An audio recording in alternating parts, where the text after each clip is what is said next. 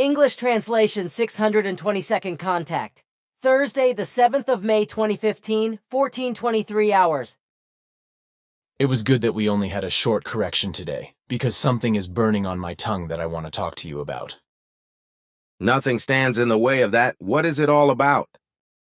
Marianne faxed me an article from the NZZ with the title Der Will ist doch frei, and the will is still free, by a brain researcher and physician named Joachim Bauer, neurobiologist, doctor and psychotherapist at the University of Freiburg im Breisgau, about the self-control of the human being who is dealing with a new book written by the man with the title Selbststeuerung, The Rediscovery of Free Will. The interview article, I must say, is banal and meaningless. And in relation to the free will of man, reference is practically made only to an argument relating to a misinterpreted experiment by an American physiologist named Benjamin Libet. Of course, there are also a few statements in the article by the author Joachim Bauer who wrote the book, but they are somehow banal. However, no effective explanation can be derived from them, only a very vague one with regard to the free will of mankind. This prompted me to give some thought to this subject and to state the following. The question of free will has been part of human history since time immemorial. Around the year 400, Aurelius Augustinus Hipponensis interpreted from the early Bible texts that God had endowed man with free will, while 12 centuries later the English mathematician Thomas Hobbes contradicted this and declared that man had no free will. He asserted this because he assumed that everything that happened in the world, and thus the entire course of the world and everything in relation to man, was determined and fixed from the very beginning. In the course of time, natural science also contributed to this assumption, and as a result free will was increasingly denied to man, because free will could in principle not be reconciled with scientific considerations. When neurophysiologists began researching brain cells in the 1980s, human free will was virtually declared null and void. This is especially because it is found and claimed that the human brain, before consciously deciding on an action or act, etc., has already anticipated the decision. Therefore, it does not do what it actually wants to do, because it wants what it does. For me, something stupid and confused as well as illogical, which is claimed in this way. In other words, it is basically claimed that the free will of man is nothing more than an illusion. That is completely wrong, I think, because if that were so, the terms guilt and responsibility, for example, could be removed from the human language repertoire because man would in no way bear the guilt or responsibility for any of his actions or deeds or for his words, thoughts, and feelings. So also no wrongdoers. No criminals and serious criminals of the right could be condemned, because man could not do otherwise, just according to the false thesis that he had no free will and therefore could not decide about his actions, deeds, words, and desires, etc. himself freely. But it is idiotic to write off free will as an illusion, because if one thinks about what is meant by free will at all, then this means nothing more and nothing less than that man acts self-determined. That is to say that he himself determines his intentions, ideas and desires, his actions, deeds, and words, as well as all his behavior in good and evil or negative and positive, that all causes for it are based on a free and self-determining will. And if this is seen from this perspective, then it is not surprising that in every relationship decisions are made that result from stimulus patterns in the brain that can be predicted. This is precisely because everything in the brain forms itself deliberately, from intentions to actions, deeds, words, desires, and behaviors. Man has no free will only if he cannot decide or act himself in his actions, deeds, words, and behavior. If he is directed and manipulated from the outside by some persons, therefore he has to act and behave by the will of others. If this is the case, then the person becomes very quickly aggressive, joyless and listless, as well as unmotivated, whereby he also distances himself from his fellow human beings and is not prepared to be helpful to them in any way. This is contrary to the situation when a person can develop his or her free will and consciously determine his or her actions, deeds, words, and behavior. Free will strengthens the willingness to do good and positive things, promotes self-confidence, self-esteem, and peace. And it has to be said that the assumption of earthly scientists is completely wrong, that due to the electrical stimulus patterns of the brain, the so-called readiness potential, the decision has already been made before man becomes aware of what he is doing. Therefore, he is not doing what he actually wants to do because he wants what he is doing. A stupid assumption and description because the brain does not decide independently, but only by controlling it by free will. If so, the brain already knows the decision concerning a thing. Action, deed, word, or any kind of behavior before it takes place. Then this happens only because the whole is determined and brought to bear by free will. In this relationship also unconscious thoughts and feelings play a part, which cannot be perceived consciously and therefore also not understood. In many cases, conscious thoughts and feelings are preceded by unconscious thoughts and feelings which instantaneously combine with conscious thought and feeling emotions to create unconscious decisions which may be recognized, leading to the erroneous assumption that the brain has already made a decision before the conscious action has been taken, a word has been uttered, or a certain behavior has been performed. If one takes a look at the different and contradictory interpretations and confusing assertions that religions, philosophies, natural sciences, and sects tend to spread on the subject of destiny, it becomes clear that terrestrial man is still a long way from understanding the mysterious, invisible connections that determine his life on planet Earth. How right you are. Especially when I think that Earthlings believe that there is a divine or other higher righteousness, which in turn would require that everything be predetermined by them, and that man has no free will. The different starting positions of Earthlings at the time of birth alone are regarded as involuntary and predetermined strokes of fate, through which even the effectively good man is to fall into misery and suffering, for which he cannot do anything, because the predestination does not permit anything else, and is additionally determined by chance. An assumption that cannot be more contradictory, for how can predestination and chance unite? However, this alone is evidence of the fact that man has no free will, that he is therefore dependent in every respect on a higher power, and that everything is coincidentally determined for him, which proves that man's will cannot be free to determine something himself in relation to his actions and deeds, his words and his behavior. The whole thing is completely confusing, but how can a soberly thinking person in the 21st century still hold the confused delusion that he has no free will of his own, and that fate is unjust only because he has fallen into delusion? That he is controlled by a predestination that makes him unwilling, and that he is at the mercy of a predestined fate? If a human expects justice from fate, then he must create it consciously or unconsciously by his own will. Therefore, he must not assume that life has the same fate for all people. The truth is that justice and destiny has something different for each person, so that each person experiences justice and destiny differently, because everyone is fundamentally different from the other. Every human being is indisputably an individual, a human being with his own qualities, abilities, inclinations, strengths, weaknesses, dispositions, and preferences and desires. If all were equal, then a just and predestined fate would indeed have to present itself in such a way that the same thing happens to all of them without exception, and all of them would have the happiness or misfortune of life. But because every human being is so different from all other human beings, nothing else can be expected but that a justice and a destiny determined by himself will come to light, and that in an unequal form to every other human being. From this it is clear that man, through his own free will, continuously determines everything, and that everyone is so fundamentally different from all other human beings, both in his ideas, thoughts, and feelings, in his state of mind and in all his behaviors, but also in his abilities and dispositions.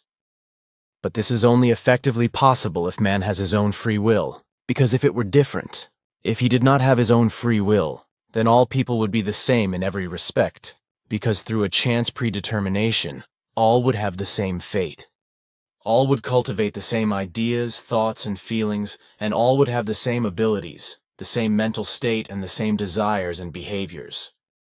Every human being on Earth who cannot comprehend that mankind has his own free will, which he can build up and use in every respect for everything and everyone in himself, and put into practice in word, action, and deed, is geared solely to a limited view of the material world. From this, it is wrongly assumed that everything that is to be evaluated as free will is only hereditary predispositions that would shape man through and through. But this is wrong and erroneous, because these hereditary predispositions should have developed in the biological evolution by a divine or otherwise higher coincidence in a uniform form. Everything never differs, but should have developed equally uniformly in every respect. This would apply to the universe as well as to Earth. Moons, planets, and stars, as well as to plants, animals, all creatures, and finally to the Earth humans themselves, as well as to and all life forms in general, which would have arisen only by chance. If this were indeed the case, then everyone would have referred to the Earth human being with the exact same physiognomy, the same body structure, and everything else as any other Earth human being. Unfortunately, the term coincidence plays a very important role in the modern worldview of the terrestrial human being.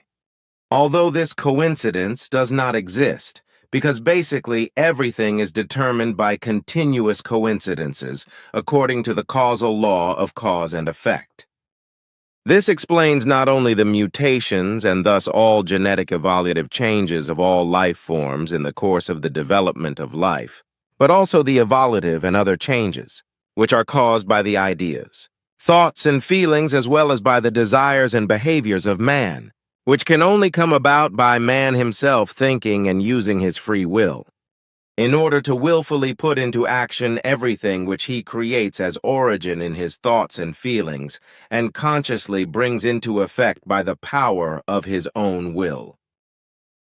I understand that too. Unfortunately also, earthly scientists and other experts always proceed from a coincidence, which they call only an arbitrary and not lawful event, which results in the way that a coincidence of two things occurs.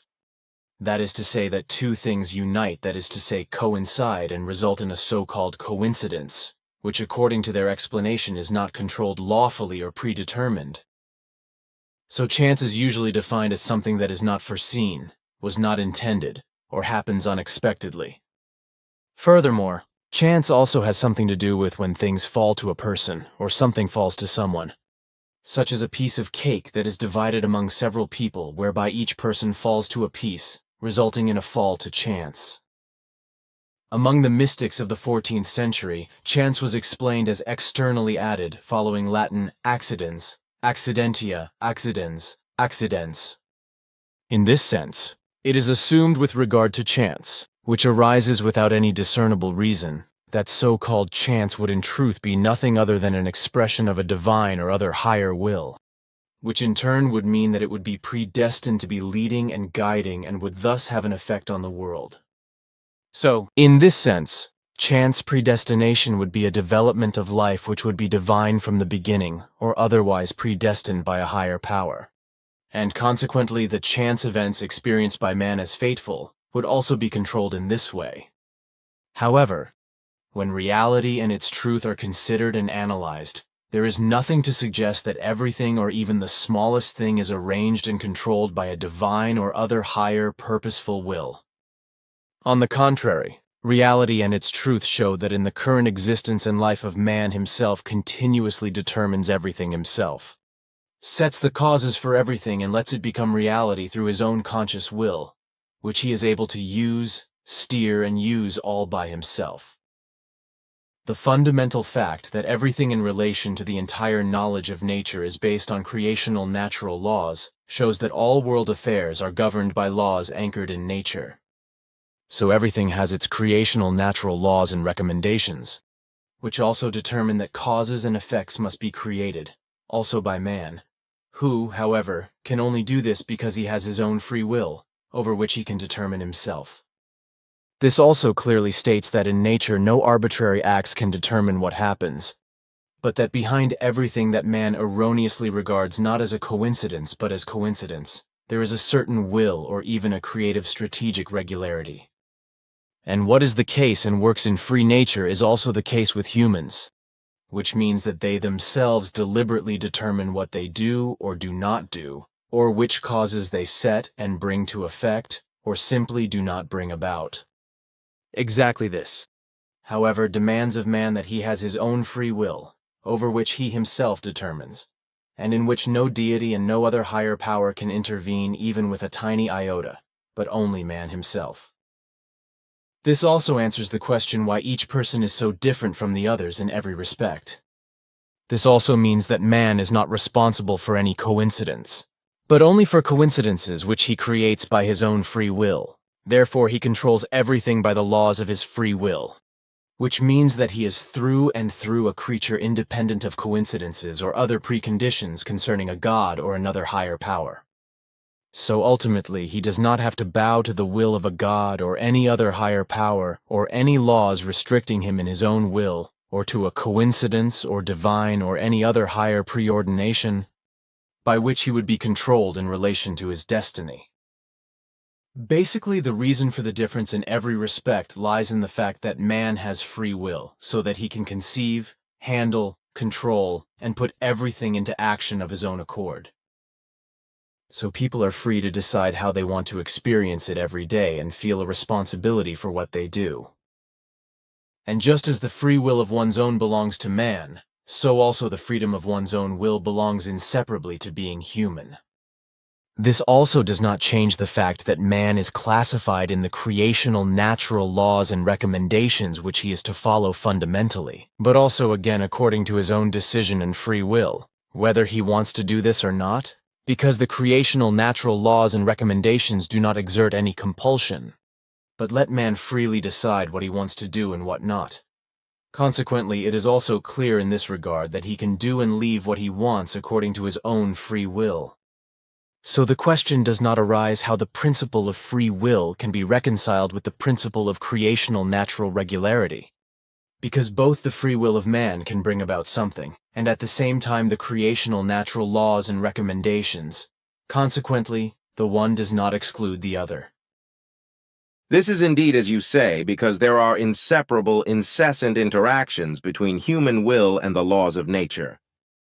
On the one hand, the laws of nature form a time-space, or a space for man's own decisions and desires, which he is able to classify according to his will, and on the other, they cause every decision, desire, and will to affect him again. Which means that the human being always reaps what he sows. Right, because man's own free will does not work alongside the laws of nature or even against them, but works with them and is even dependent on them. Nevertheless, he is free in every respect and determines himself about himself and his well-being and woe, and thus about his fate. Each person decides for himself for something, and the creational-natural laws and recommendations support this decision, namely on the way given by the person up to the goal. The meaning of human life lies in the development of consciousness. Therefore, he should get to know and consciously perceive, learn, and obey the creational laws and recommendations, also out of his own free will. For this man is given his own free will. But on the other hand, also responsibility is imposed on him, which he has to perceive, but also again in pros and cons concerning his own decision and his own free will. Through his own deliberate decisions and the resulting consequences, he must learn what is constructive, good, positive, and right, beneficial, and what is not. And the consequences resulting from his decisions are then also what shape his human individuality and quality, whereby it must be noted, however, that from the spiritual origin all human beings are equal, namely by being equipped with a spiritual form which is capable of reincarnation and evolution, which is in all human beings constantly of purely spiritual, energetic, and constant form, and which also enlivens man. This, while on the other hand every human being is fundamentally different from every other in terms of his or her sense of consciousness, personality, character, and behavior. It is also a fact that everyone makes different use of the scope for development available to him.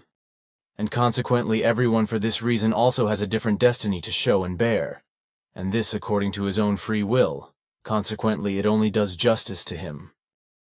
So every destiny is just and adapted to every human being according to his own free will, even if he cannot overlook and understand the connections because he does not consider the causes and their consequences leading to a concrete event and consequently cannot foresee and judge their effects. The fact is that man's fate is determined by his own free will, and that he cannot escape what he consciously or unconsciously makes of his life. In this way, the creational-natural laws also stipulate that their justice lies in the fact that a human being does not have the same fate as all other human beings, because each individual determines everything by his own free will through his own ideas, thoughts, feelings, words, and behavior, and consequently is not determined or even predetermined by a divine or other higher power. The same applies to world affairs, which do not follow a higher will or a coincidence, because it is determined by man's current actions, deeds, and behavior, which in turn proves that he has a free will, because he carries out his actions, deeds, and behavior, etc., deliberately and voluntarily. This free will of man, however, does not spring from his spirit, but belongs to human consciousness. However, the term consciousness does not mean understanding and reason, because this term effectively describes the essence of man, through which the world of thoughts is controlled, and through which free will in turn is created. So consciousness itself does not produce free will, but it is only the physical tool that provides the free will of man with the power to implement when he consciously creates it. The essence of the human being, who provides the power for the thought world, is therefore not spiritual but conscious, and this conscious joins the thought world of the human being and identifies with it. In short, it can only be said repeatedly that man always determines his own life by his own free will, so that it is not determined by a divine or other higher power, nor is it predetermined, nor is it determined by chance.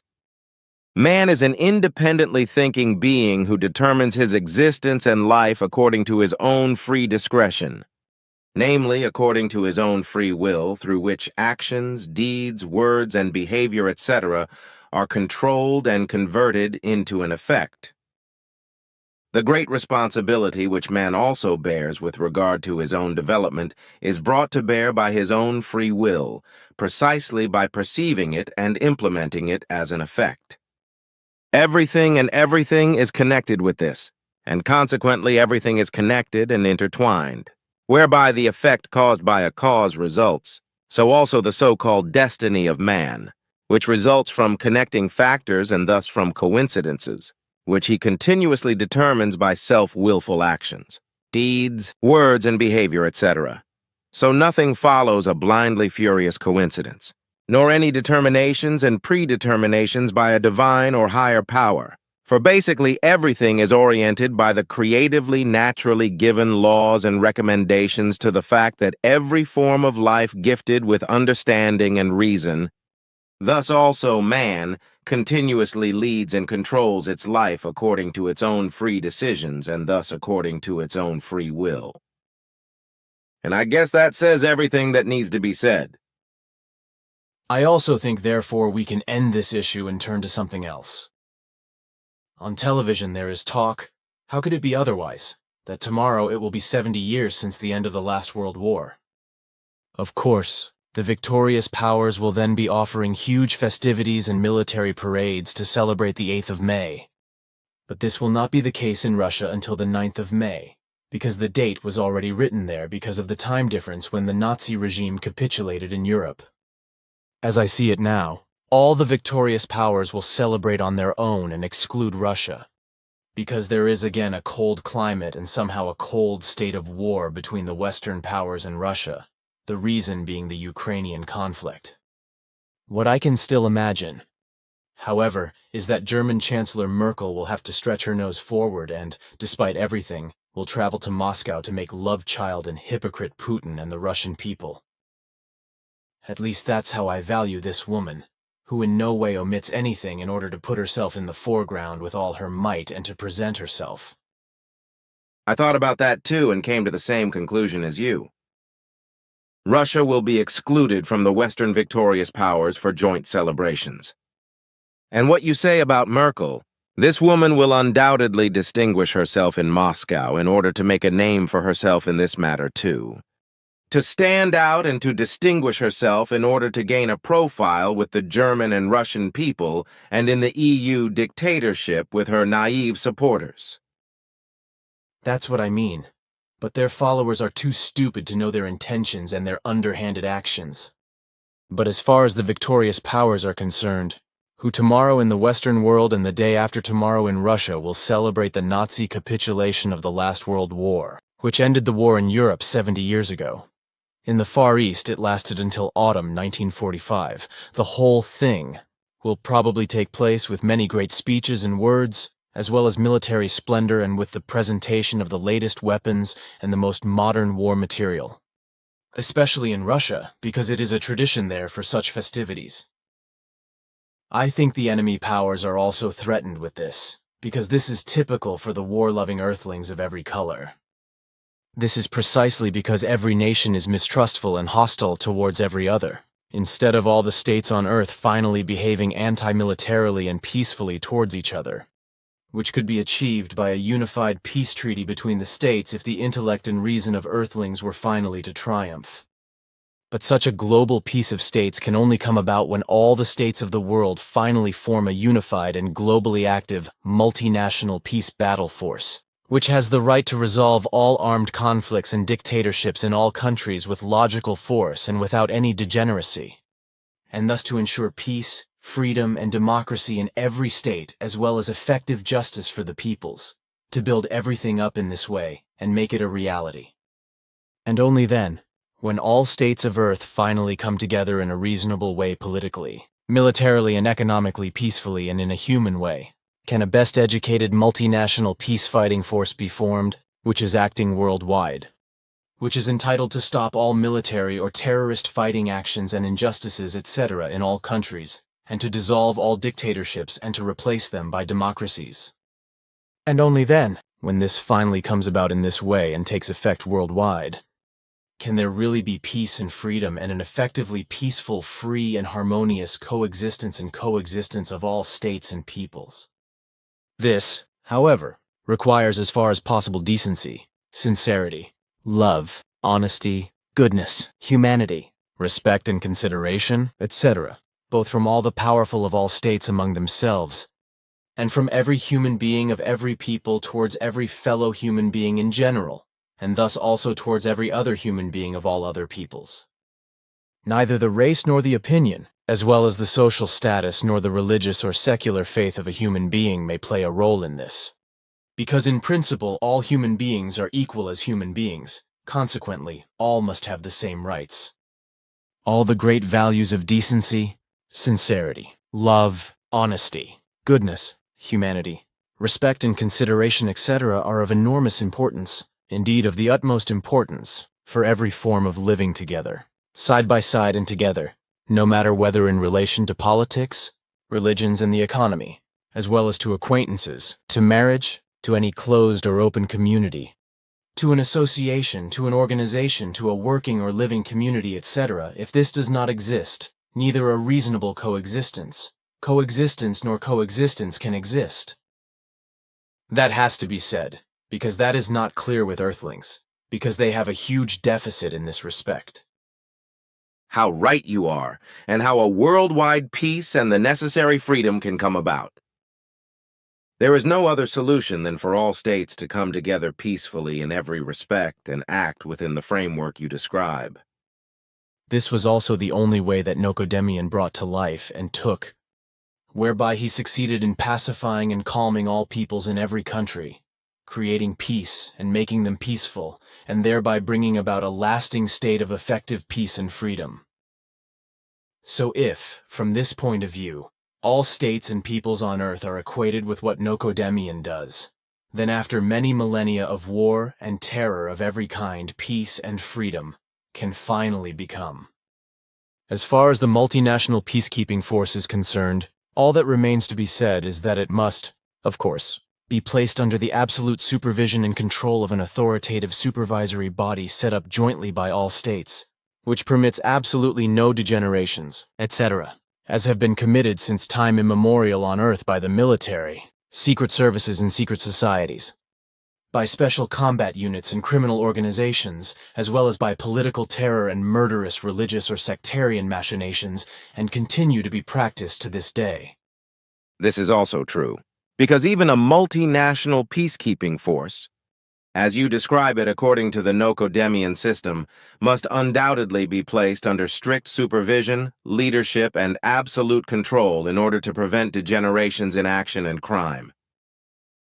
This is of urgent necessity because Earth humans very quickly tend to malign and very bad degenerations when power is put in their hands. And this is also the case with regard to forces of law and order, which must create justice, peace, freedom, and order, but which quickly tend to degeneration, hatred, revenge, and retaliation when they experience how easy it is to use force of arms or other means of violence to harass their fellow men, to torture them, to determine their welfare and woe, or even to be master of their life and death. So strict supervision and leadership as well as absolute control is also necessary in an army, just as it is with regard to a multinational peacekeeping force, which must be multinationally supervised, led, and controlled in order to prevent any kind of degeneration. All hostilities that must be carried out by such a nationally designated combat force must be clearly regulated, as a matter of priority, as well as rights and human dignity, which must be unequivocally enshrined in a treaty and respected by all forces of the combat force. When I think about how many soldiers and mercenaries degenerate bestially and develop into naked murderers and mass murderers when they get involved in acts of war, etc., then I'm horrified.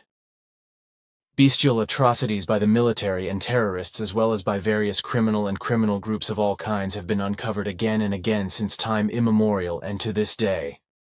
These are witnesses to the fact that what you have just said is true in relation to the fact that Earthlings degenerate very quickly when they realize how easy it is to use force of arms or other means of violence to harass, torture, and even murder people.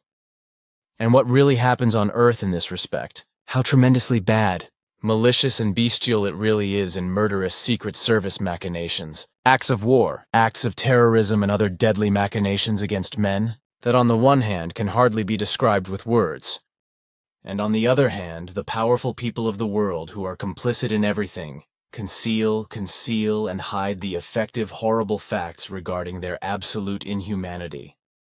Consequently, for a long time, or forever, the peoples will not experience how bestial and catastrophic everything really is that is done by the powerful of the world. The military, mercenaries and secret services, terrorists, religions and sects. And further it is to be said that on the one hand all these atrocities, war crimes and other crimes are protected and promoted by the superpowers, on the one hand, and above all the USA. On the other hand, all these atrocities, war crimes and other crimes are protected and promoted, how these are carried out by their armed forces, secret services and mercenaries, etc., as became known worldwide by WikiLeaks and the whistleblower Edward Snowden. While on the other hand, the USA does everything to maintain its unjustifiably appropriated position of a world police with all degenerate, common, and criminal means.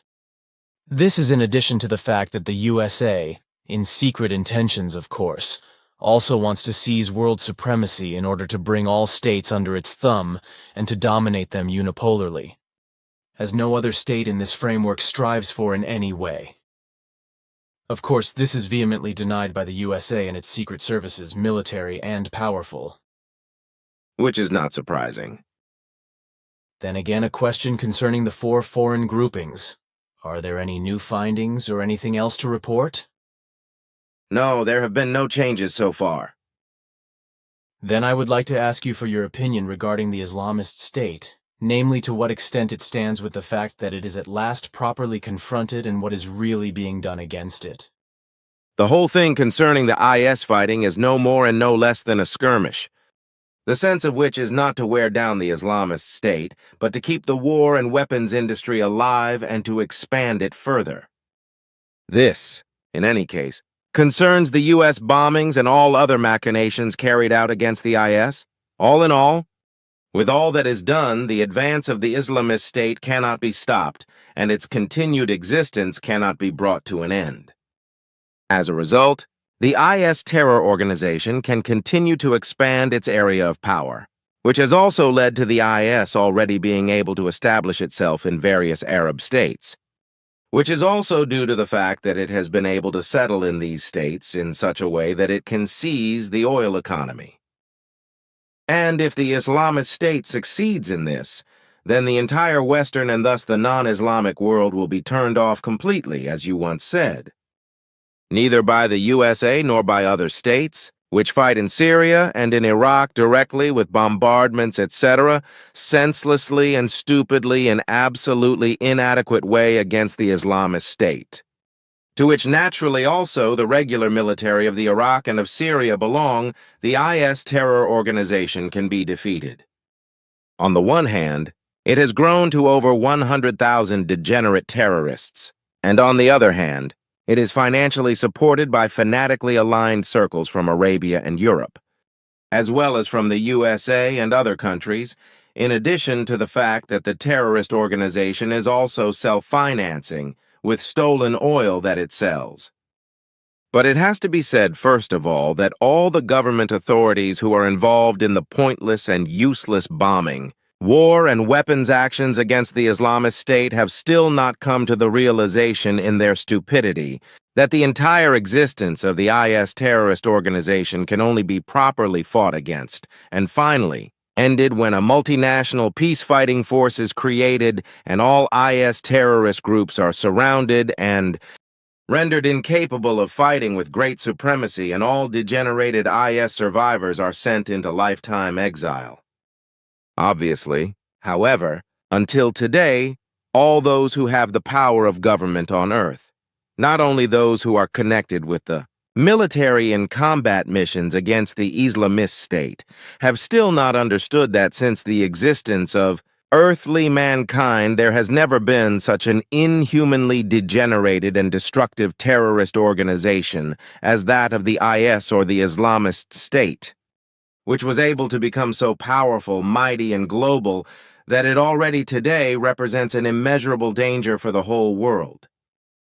This is proved over and over again when crazy and delusional IS followers commit terrorist attacks in other countries around the world and thus kill many innocent people, among them many women and children. And when one thinks of all the atrocities committed by the degenerate IS terrorists, it has to be said that there has never been such a thing before in this framework in relation to a terrorist organization. Comparisons can only be made with war massacres and many other war crimes. And as you have recently privately told me, such inhumane crimes against women, children, and men are also committed by IS terrorists, who later return to their home countries, but are not brought to justice at home. It doesn't matter whether they are so-called sleepers who are only sent by the IS to wait for a suitable moment to commit a terrorist attack that then claims many human lives, or whether they are IS deserters who participated in the IS as torturers, murderers, and rapists, etc., and then hypocrite repentance in their homeland and get away with it scot-free. Deserters, as you said, also exist in the Islamist state, but if they are caught by the IS, they are beheaded or otherwise executed. This is indeed the case, and various deserters who have participated as members of the Islamist State and committed crimes such as murder, rape, torture, and destruction are now living unpunished in Europe as well as in the USA, Canada, Australia, and various other countries. Yes, that's what you said. But to know this is of no use, for those who fail will probably never be called to account. That is why we can end this issue, and why I want to ask you what will happen in Europe with regard to coming storms, such as hurricanes and tornadoes. As I explained to you earlier, climate change is having an increasingly serious effect in this respect, and as a result, the number of tornadoes in the lowland areas of Europe is increasing rapidly, becoming ever more violent, resulting in ever more extensive destruction and also human deaths, as happened on the 5th of May with 4 tornadoes in Germany. And already in a few days, namely on the 13th of May, another such event will occur in the southeast of Germany, during which great destructions will be caused. The hurricanes will also increase in strength and number in the near future, although the center will not be spared. Aha.